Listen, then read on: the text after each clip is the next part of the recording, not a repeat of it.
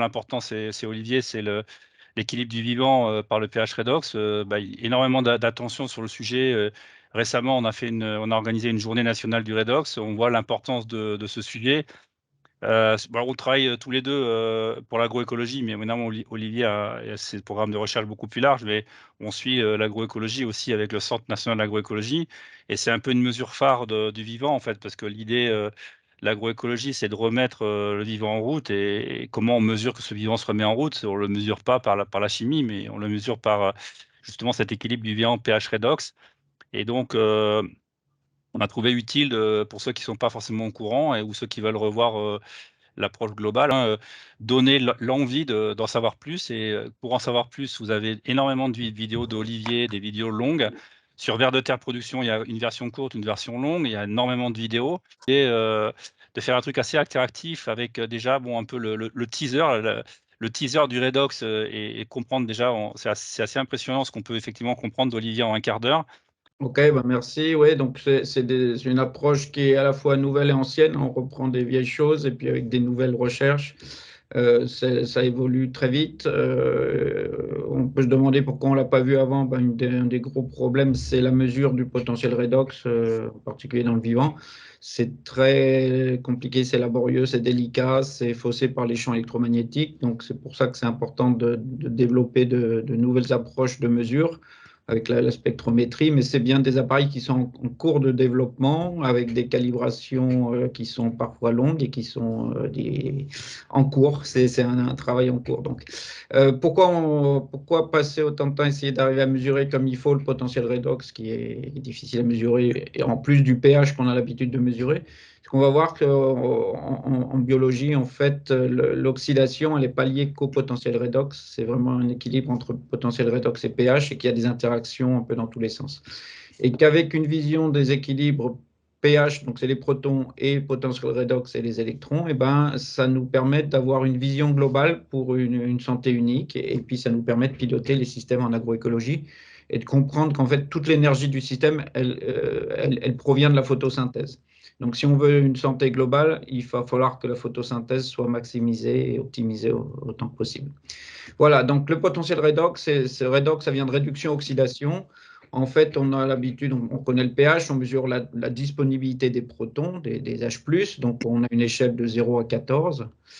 Et puis, en gros, si on met l'eau au centre, de l'eau qui perd des protons, ça fait du H3O+, c'est l'acidification, et de l'eau qui gagne des protons, ça fait des H3O+, c'est l'acidification, et de l'eau qui perd des protons, ça fait des OH-, c'est l'alcalinisation. On a inversé un peu l'échelle, on aurait pu se dire plus il y a de protons, plus on aurait pu être à droite, mais c'est pas comme ça. Donc le redox, c'est quoi? Ça mesure en fait la disponibilité des électrons, comme le pH mesure la disponibilité des protons.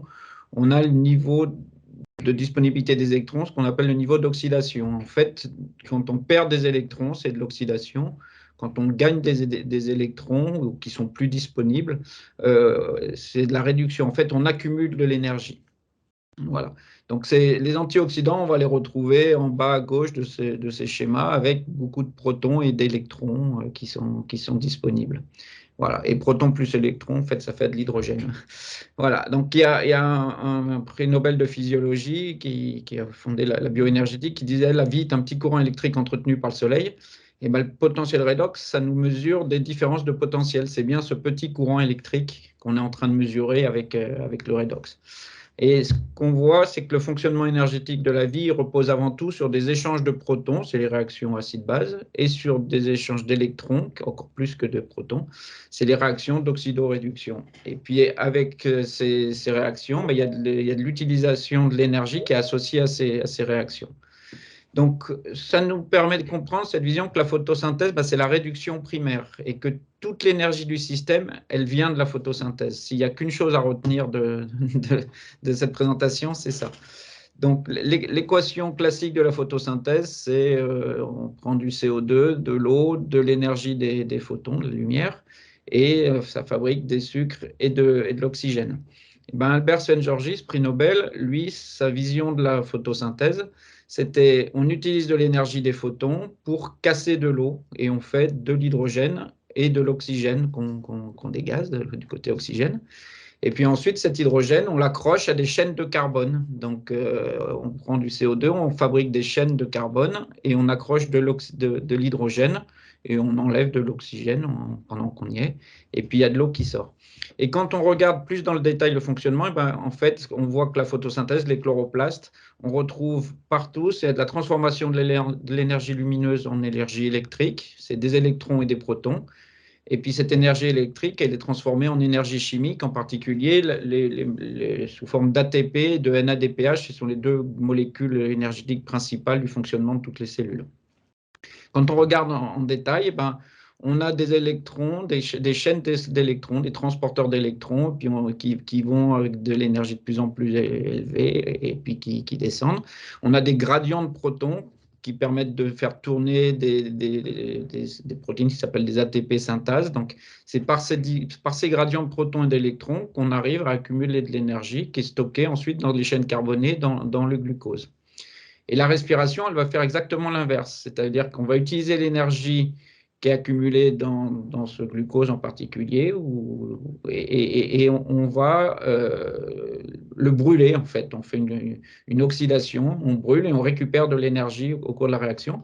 Mais c'est à peu près l'équivalent, enfin l'inverse de ce qui se passe dans les chloroplastes. Donc photosynthèse dans les chloroplastes et puis utilisation de l'énergie dans les mitochondries, c'est vraiment les processus opposés et ça repose sur des protons et des électrons très largement. Alors, si on fait des diagrammes qui vont être assez fondamentaux, on dessine le pH sur l'axe horizontal et puis le potentiel redox sur l'axe vertical. En fait, l'eau n'est stable que dans certaines limites. En dessous du trait bleu, ça sera que de l'hydrogène, du dihydrogène. Au-dessus de la ligne rouge, ce sera que du dioxygène. Donc, clairement, la vie se fait entre ces deux lignes. Et la photosynthèse, c'est elle qui nous amène en acide et en réduit. Donc, qui nous accumule de l'énergie sous forme essentiellement d'hydrogène qui est accroché à des chaînes carbonées. Et de l'autre côté, c'est l'oxygène. Donc, on se retrouve en fait avec un carburant, l'hydrogène, et puis un comburant, l'oxygène. Et on a deux hydrogènes pour un oxygène dans l'eau. Mais voilà, c'est avec ce genre de réaction qu'on fait des moteurs pour envoyer les milliardaires dans l'espace. C'est des moteurs hydrogène-oxygène. C'est ce genre de réaction. L'hydrogène, c'est un proton, un électron. Voilà, donc la question, c'est de savoir où est-ce qu'on se positionne sur ces graphiques pH redox, avec la neutralité électrique est autour de cette zone-là. Mais la plante, il faut vraiment la voir comme une pile à hydrogène. On accumule de l'énergie chimique qui va être utilisée par les organismes vivants. Et cette énergie, elle est avant tout dans les liaisons avec les hydrogènes qui sont sur des chaînes carbonées, plus tout ce qui est cycle aromatique qu'on va retrouver dans beaucoup d'antioxydants. Et les plantes qui font cette photosynthèse, ben, on retrouve leur milieu d'équilibre qui est plus en bas à gauche, donc plus acide et plus réduit que la plupart des autres êtres vivants. Ce qui est intéressant de voir là-dedans, c'est que le carbone, c'est avant tout un support pour l'énergie. On nous parle beaucoup du carbone, il faut du carbone, il faut du carbone. Le carbone, c'est pas ce qui est vraiment intéressant. Du diamant, du graphite, c'est du carbone pur. C'est intéressant financièrement. Par contre, pour l'agriculture, on n'a jamais rien fait pousser sur du diamant ou sur du graphite. Le CO2, qui est la forme oxydée du carbone, elle a plus d'énergie. Donc, si on peut injecter du CO2 dans le sol, le fixer sur du calcium, faire du CaCO3, on va fixer plein de carbone de CO2 atmosphérique. Ça va en avoir un intérêt par rapport aux gaz à effet de serre. Par contre, on va faire de la pierre. Donc, pour l'agriculteur, ce n'est pas très utile. Le glucose, qui est fondamental, c'est qu'on passe du CO2 où on a deux oxygènes pour un carbone au glucose où on a deux hydrogènes et un oxygène par carbone. Donc on a beaucoup plus d'énergie. C'est elle qu'on va utiliser et que tout le système va utiliser cette énergie. Les antioxydants, c'est des réservoirs d'énergie. Et par exemple, le triacantanol, qui est un alcool gras, bah, sa formule, c'est C30H62O. On voit que là, il y a beaucoup d'hydrogène, très peu d'oxygène. C'est une molécule antioxydante qui est utilisée, qu'on retrouve dans la luzerne en particulier, mais qu'on peut utiliser en protection des plantes. Voilà, donc ça va nous donner du sens à se positionner sur des diagrammes pH redox pour comprendre tout le fonctionnement énergétique du système et de savoir où est-ce qu'on se situe sur ces diagrammes pH redox.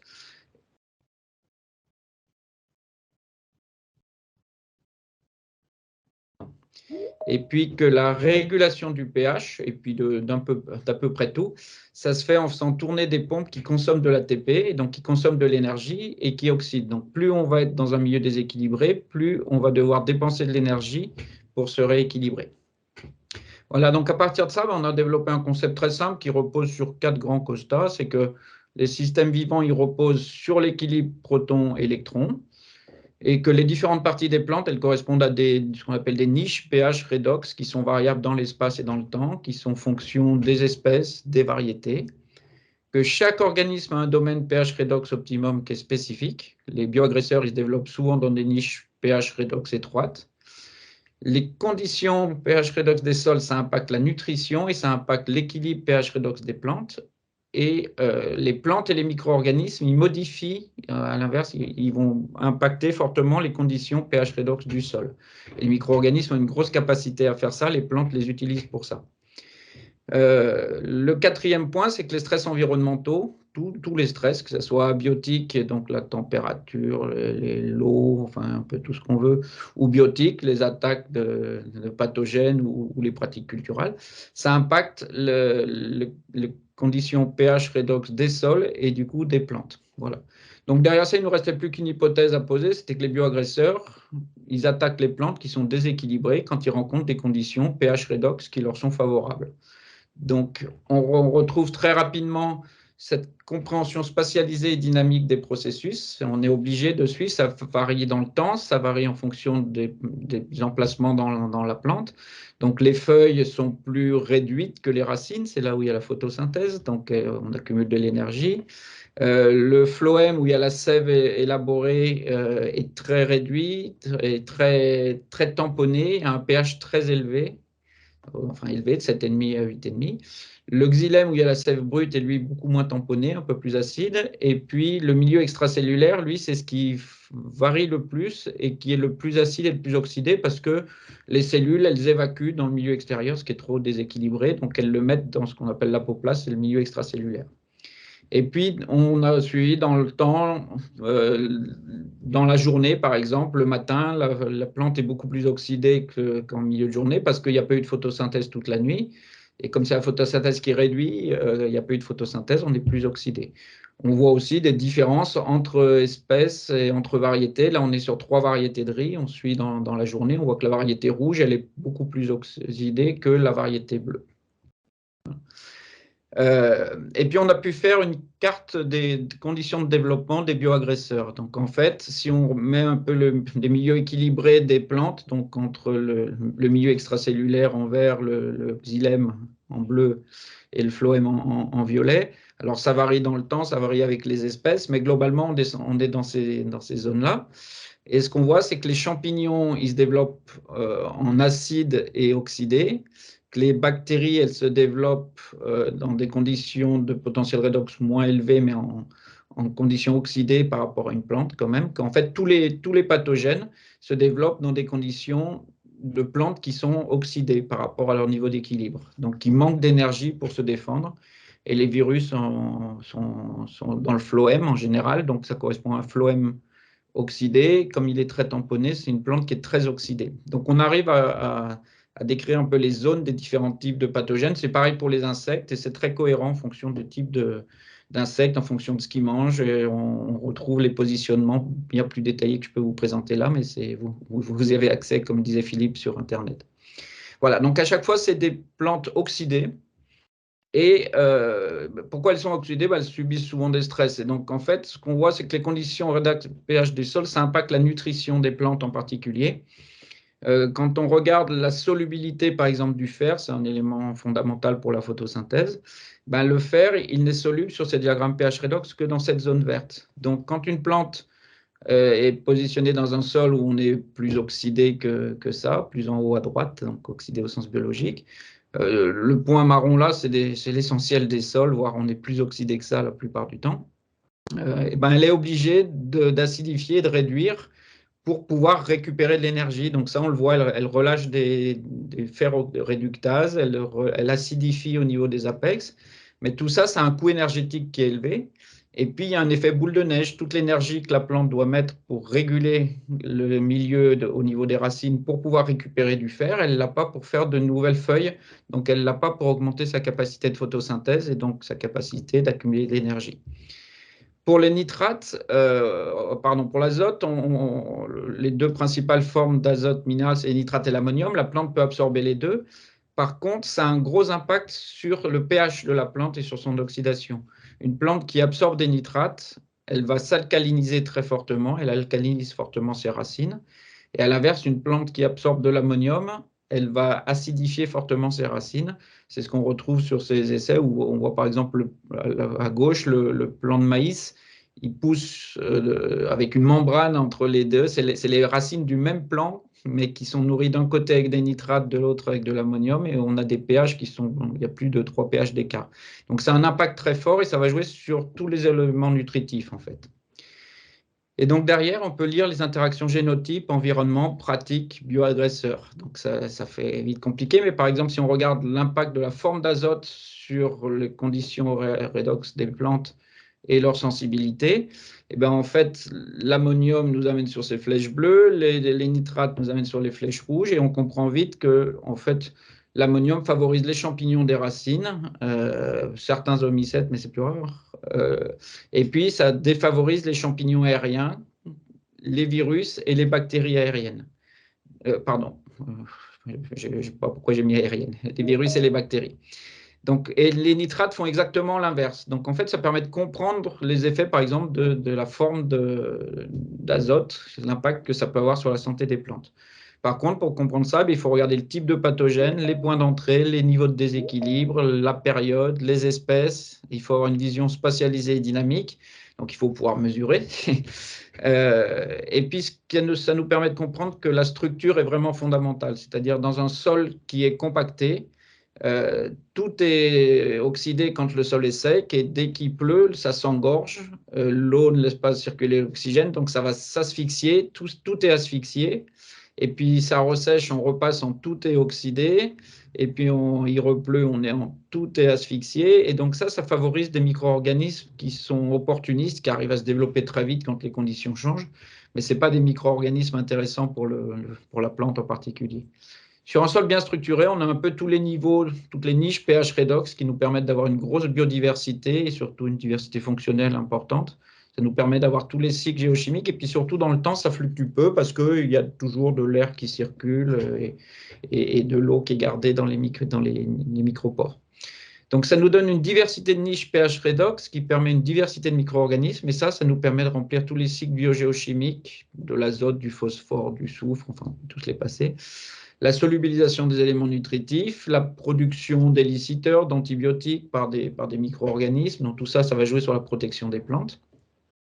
Et ce qu'on comprend, c'est que sur un sol dégradé, ces fortes fluctuations de pH et de redox, ça fait un microbiote du sol avec des opportunistes qui font de la compétition pour la plante.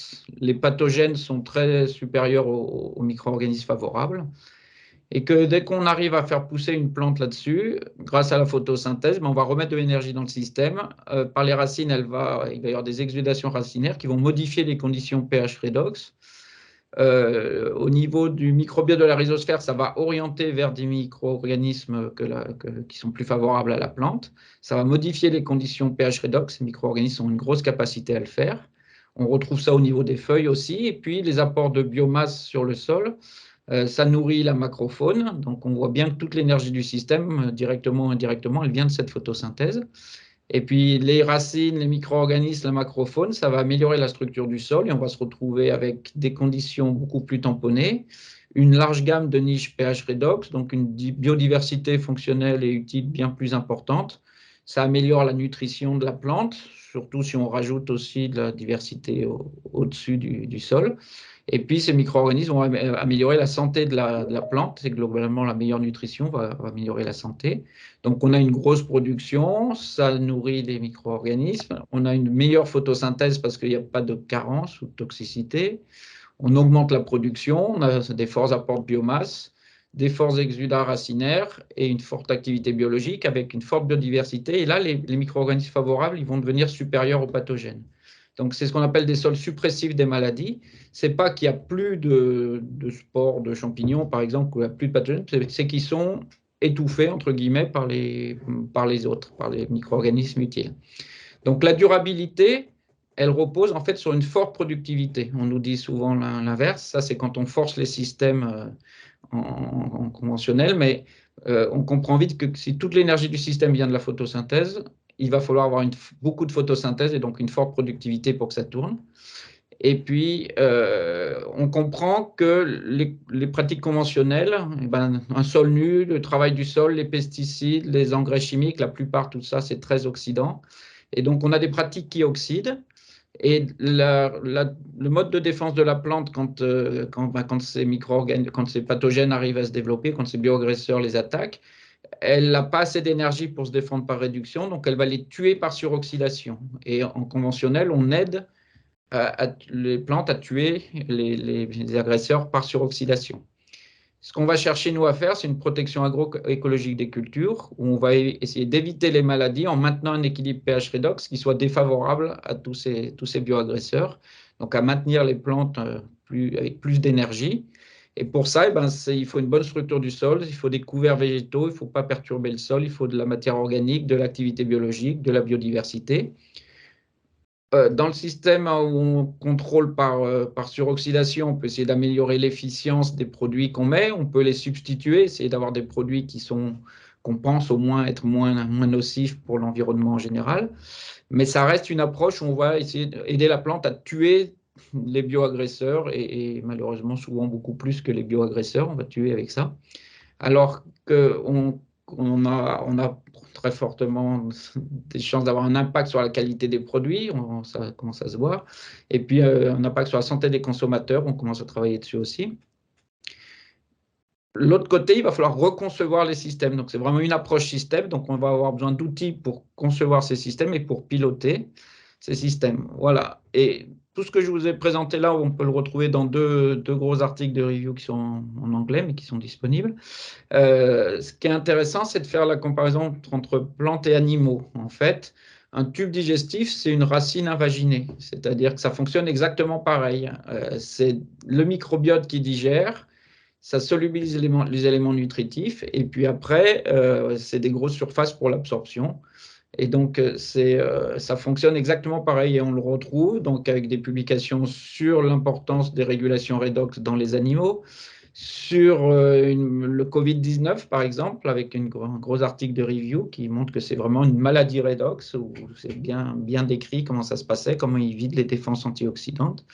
Donc, on peut suivre globalement voilà, cette approche santé unique qui est venue des médecins et des vétos essentiellement au départ, où on commence à mettre un peu les sols et l'environnement.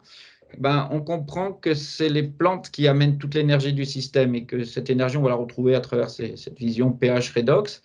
Comment ça joue, comment le sol joue sur la nutrition, comment la nutrition joue sur les plantes, comment les plantes jouent sur le sol, comment elles changent sur les animaux, vu que la qualité des plantes enfin, le niveau redox des plantes va jouer sur la santé des animaux.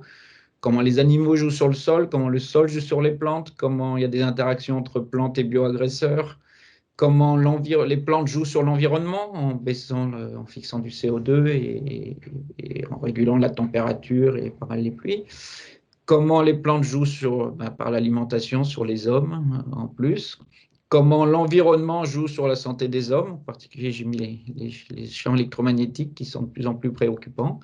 Et puis comment l'homme et les bioagresseurs sont en interaction, et avec tout ça, des micro-organismes qui ont une grosse capacité à réguler le pH et le redox, et qui sont impactés par le redox et le pH. Donc c'est l'œuf et la poule tout le temps. Mais c'est fondamental, ce microbiome, pour la nutrition, pour la santé. Et puis, par les pratiques, l'homme, il peut jouer sur les animaux, sur les sols, sur la nutrition, mais surtout sur les plantes. On nous dit qu'il n'y a pas de plantes saines, enfin qu'il nous faut des plantes saines pour avoir des animaux sains, enfin des hommes et des animaux sains. Il faut des sols sains pour avoir des plantes saines, mais il n'y a pas de sol sain sans les plantes. C'est les plantes qui fabriquent le sol. Toute l'énergie du système, elle vient de la photosynthèse. C'est le message principal. Voilà, donc il nous faut des plantes pour sauver la planète. Et puis, il faut des moyens de mesurer efficacement. Et c'est ces moyens qu'on est en train d'essayer de développer pour pouvoir appliquer ça facilement enfin, à large échelle, et faire toutes les références qui nous manquent pour y arriver. Voilà. Merci. On est donc une société, on a travaillé avec Olivier, parce que donc Olivier avait déjà, je vous expliquerai, donc l'équipement de mesure, donc forcément on le mesurait, mais c'était très difficile et on rêvait quelque part qu'on puisse avoir la mesure plus facile, donc c'est ce qu'on arrivait à faire. Donc en 2020, j'ai créé, bon, j'ai d'autres sociétés, mais fort de cette, d'un côté, de l'expérience de technologie. Donc moi, je suis plus une personne de la technologie et cette rencontre avec le monde de l'agroécologie en particulier, donc qui est soutenu par Olivier. Donc j'ai créé en 2020 une start-up pour justement que s'intéresser à la mesure pour l'agroécologie. Et en particulier, dans cette mesure, quoi mesurer? Alors, on est aujourd'hui sur plein de mesures, mais le redox, le potentiel redox et le pH étaient les mesures phares qu'on voulait aider à mesurer. Donc aujourd'hui, on peut le mesurer et d'ailleurs certains sont en train de nous aider à calibrer des appareils, donc sont engagés dans des en des milliers de mesures, sur le terrain, donc on peut le mesurer. Mais c'est tellement compliqué, il y a tellement, d'environnements, de paramètres, de contraintes et aussi de problèmes de répétabilité, d'influence, disons paramagnétique ou électromagnétique que finalement, même si aujourd'hui certains d'ailleurs sont très pionniers, ont vendu, des kits de mesure, en fait, en pratique, c'est pas du tout fait. Donc, on a aujourd'hui, nous, apporté, 2 innovations qui nous ont permis d'avancer sur la mesure. Le premier, c'est, la miniaturisation, d'équipements qu'on appelle spectromètres, donc qui travaillent avec la lumière. Aujourd'hui, beaucoup de mesures en laboratoire sont faites par des équipements, de laboratoire qui sont plutôt gros et qui sont sur des équipements de paillasse. Et la bonne nouvelle, c'est que, on a aujourd'hui certains équipements qui sont capables d'être concentrés dans une puce de 2 centimètres par 2 centimètres, donc miniature, qui nous permet d'aller sur le terrain. Et le fait d'aller sur le terrain, c'est assez énorme. La deuxième, c'est que, on utilise l'état de l'art, de l'intelligence artificielle. C'est-à-dire qu'en fait, cette lumière qui est mesurée, donc je vous expliquerai plus tard, qui mesure, un peu, l'état de la matière, il faut l'interpréter et aujourd'hui, elle était interprétée par des approches un peu classiques statisticiennes et aujourd'hui avec, ce qu'on appelle l'apprentissage profond, on arrive à pousser, l'interprétation de la lumière. Donc, la conclusion, c'est on a réussi aujourd'hui à développer un scanner, bon, qu'on vous voyez à gauche, qui est sous forme d'un pistolet, donc très, très portable et qui un peu, fait l'état de l'art des 2 mondes. Donc comment ça marche en fait? C'est ce qu'on appelle la spectrométrie vibrationnelle. Ça envoie des longueurs d'onde, dans l'infrarouge, donc tous les, X nanomètres, de 900 nanomètres à 1700 nanomètres et à un moment donné, ça va rencontrer, ça va faire vibrer des liaisons entre les atomes. Alors, différents atomes, différentes liaisons, à l'intérieur, il y a tout un monde qui vibre derrière. Mais en tout cas, la conséquence de ça, c'est que quand les atomes vont vibrer, ils vont absorber un peu d'énergie de cette lumière. Et du coup, quand on va il faut à la fois que la lumière vienne et revienne. Donc, c'est pour ça que d'ailleurs, quand on va travailler sur des feuilles, il faut que les feuilles soient pas trop fines et soient bien pliées pour que on puisse récupérer la lumière en retour. Et quand la lumière va revenir en retour, on aura un espèce de spectre d'absorbance dans la lumière qui caractérise en fait on dirait la photocopie de la matière qui a réagi, à cette lumière et tout l'art ensuite va consister à savoir est-ce que quand on a une photocopie de la matière, qui forcément va réagir différemment suivant que la mesure, si on parle le cas du redox, du potentiel redox est élevé ou pas, du coup, est-ce qu'on peut y arriver? Et la réponse est oui. Donc on a réussi aujourd'hui avec des modèles, de prédiction poussés de trouver à peu près avec un taux, en général à peu près de 90 de trouver la prédiction du pH redox. Donc en conclusion, c'est ce qu'on fait. Alors on a dès 2021, commencé alors on a pas mal d'actions sur la vigne, mais on n'est pas que sur la vigne, mais c'est quand même le secteur aujourd'hui qui avance le plus. Donc là, c'est des photos pour vous montrer, à la fois au milieu, la complexité de ce qu'on a dû mettre en place pour, faire la calibration entre traditionnel avec tout un équipement, voltmètre et des équipements de calibration, pour mesurer le vrai pH et le vrai redox et ensuite, la calibration avec le scanner sur le terrain et on voit à droite donc comment on fait, on plie la feuille et on présente la feuille devant la fenêtre du scanner et on a la mesure. En 2022, on a continué, sur notre lancée sur, disons des milliers de mesures dans le Bordelais. On a aujourd'hui, alors ça, je donne l'exemple des vignerons, mais on est sur d'autres thèmes. On a aujourd'hui, bah, on a d'ailleurs, on peut rajouter, d'ailleurs le bassin champenois. Donc on a aujourd'hui à peu près une cinquantaine de vignerons avec qui on travaille pour, vérifier, d'abord, bon, continuer à calibrer. Donc Olivier dit: «Bah, le pH redox, ça peut faire beaucoup de choses», mais pour être sûr que ça fait beaucoup de choses, il faut faire beaucoup de mesures. Donc on est aujourd'hui dans cette logique de beaucoup de mesures, et pour pouvoir faire beaucoup de mesures, il fallait un appareil simple, et aujourd'hui on a l'appareil, même si, on est encore en train de peaufiner, les interprétations de l'appareil. Donc on est en tr on est, dans cette logique de mieux comprendre le pH redox. Donc on a aujourd'hui des me les des ce qu'on appelle des modèles disponibles de prédiction. On a principalement sur les céréales, donc maïs, blé, orge, colza. La vigne, c'est celle où on a le plus de retours, et encore en train de continuer de valider les modèles sur d'autres terrains. On a toujours un doute que, même si on a pris 3000 mesures dans un environnement géographique, est-ce que le blé, c'est le même partout, ou est-ce qu'il y a effectivement des décalages? Donc pour la vigne, on a aujourd'hui 3 zones géographiques qui ont été testées. On est en train de rajouter donc la Champagne et l'Alsace. Comme forcément Olivier, lui, il est du Syrah, donc il est sur les cultures tropicales, on a aussi, travaillé sur le riz, et on est en cours, à peu près sur 5 ou 6 campagnes de calibration en ce moment sur, la tomate, le melon, la pomme de terre, les pommiers, le coton. Alors on a aussi gagné des projets sur les territoires extérieurs, donc on est aussi en train de travailler sur le coton, par exemple en Afrique, au Bénin, ou sur d'autres, même l'oignon sur le Sénégal. Donc on est en train de travailler sur, principalement, on voudrait viser, bah, toutes les cultures, fruits et légumes, céréales. Bon, rapidement, donc voilà, on a fait des campagnes en 22. Ce qui est important, bon, quelques slides, c'est de dire simplement, ensuite on s'est posé la question déjà dès 22, est-ce que le pH redox était pertinent, était une mesure pertinente? Donc au même moment où, on on faisait des mesures, des milliers de mesures pour, aider le scanner à être calibré, ben, on faisait aussi on en profitait pour faire des observations, et la réponse, on a déjà des premiers retours. Alors on n'a pas fait des on n'a pas suivi un protocole très poussé en 2022, c'est ce qu'on est en train de faire en 2023. On est en train de faire des protocoles beaucoup plus poussés d'observation, mais déjà le peu de ce qu'on a observé en 2022, s'est aperçu qu'on avait des différences de redox. C'était intéressant par rapport à l'âge de la vigne, ou au type de cépage, par exemple. Surtout, ce qui était intéressant, on a vu, aussi des effets positifs de l'enherbement, puisque le but de l'agroécologie, c'est d'éviter le sol nu. Donc la question que s'était posée, puisque donc ce qu'a dit, Olivier, bah, effectivement, il faut éviter le sol nu, et donc il faut revenir, vers le bas. J'allais dire que ce qu'on du donc sur peu plus pH un peu inférieur à 9. Et est-ce que l'enherbement, il faut aller vers l'enherbement pour aider le sol et les fonctions biologiques? Et donc finalement, on a confirmé par le pH redox qu'il y avait, un effet positif de l'enherbement.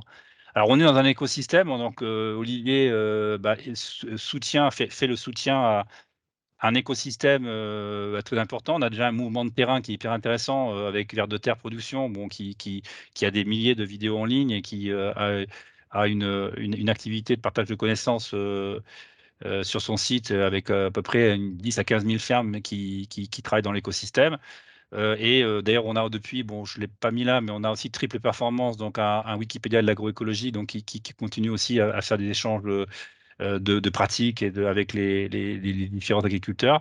Et on est, aujourd'hui rassemblés autour d'un mouvement qui est en train de se développer, autour du Centre national d'agroécologie, et pour lequel nous, ben, on est un des bras un peu techniques, de ce mouvement. Donc on a aujourd'hui, donc j'en ai parlé, Vers de Terre, Centre national d'agroécologie qui monte en puissance, surtout qu'on est capable aujourd'hui de lever des financements, sur des projets européens. Donc on a 4 projets européens dans Sénat. Bon, nous-mêmes, en Sensing, on a 2 projets européens, et on est dans l'agritech. On a aussi des partenaires, c'est intéressant de voir qu'on a des partenaires académiques comme le CIRAD qui travaillent avec nous, des partenaires terrain, surtout très intéressants, donc comme Maréchal Sous-Vivant ou Vers de Terre.